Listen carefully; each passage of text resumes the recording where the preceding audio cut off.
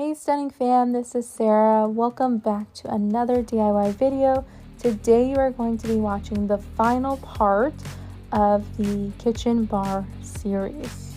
The first part of this video was not filmed, but Brandon did place sheathing panel on all of the surfaces of the kitchen bar area besides the bar top.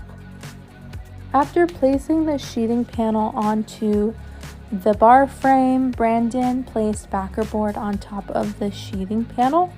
The reason why he used backer board was he was originally going to create concrete countertops. However, during the same time, he was also looking into using quartz countertop. He had found a guy on Facebook Marketplace that was selling an assorted amount of pieces of the quartz countertop, and he decided to go this direction instead. Since the backer board was already placed and screwed in, he decided to keep it on there and then place the quartz countertop on top instead. Brandon used a grinder to cut up the quartz countertop. He did use safety glasses and a mask, which I also recommend using just to protect your eyes, and then also make sure that you're not breathing in the fumes from the material. Brandon specifically used the diamond blade on the grinder, and he also kept the hose going where he was cutting so that it would keep the blade good and sharp. For the quartz countertop backsplash, Brandon used self-leveling sealant to keep the countertop backsplash in place. He also used clamps to have it sit overnight and make sure that it dried. Brandon also screwed in the backer board to the areas that were left uncovered, and these areas included where the barbecue and griddle are going to sit. After placing the backer board, he also installed corrugated roofing. The purpose of this was to block the heat from the griddle and the barbecue from being exposed to the wood and prevent the wood from overheating.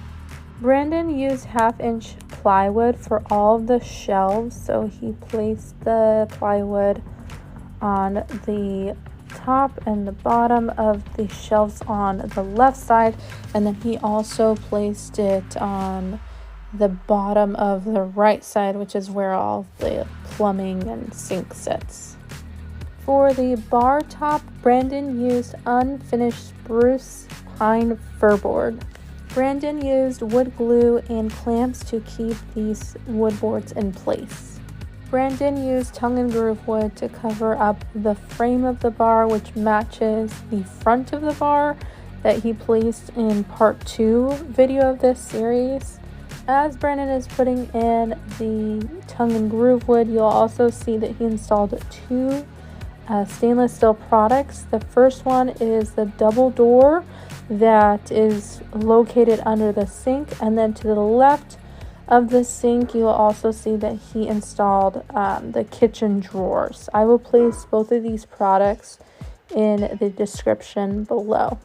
Next, Brandon and Michele made the cabinet doors.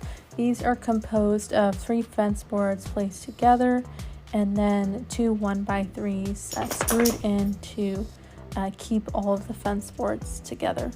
Next, Brandon created platforms for the barbecue and the griddle to sit on to make sure that it was the same height as the countertops. These are composed of 2x4 fence boards.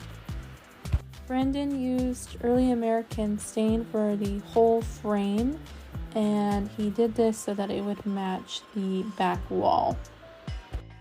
Lastly, Brandon created the garbage can holder. This is composed of spruce pine board, 1x3s, plywood, and tongue and groove. The tongue and groove and plywood are going to be the front of the garbage can holder, and then the bottom of it is going to be made up of the spruce pine board and 1x3s. He did use a Craig jig to create holes so that he would be able to connect the 1x3s to the pine board. Brandon used shelf brackets to connect the bottom of the garbage can holder to the front and offer extra support. And then he used 20-inch soft close drawer slides.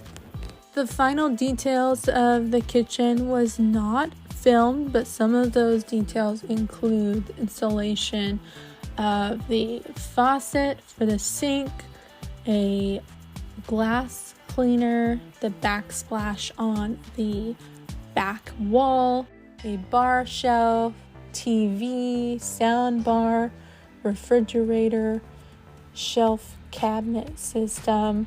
So I hope that you enjoy some of these final pictures. Brandon spent a lot of time coming up with a design and creating this bar system, and we absolutely love it, and we've already had friends come over and enjoy it with us. We hope that you have a wonderful week, and we will see you next time.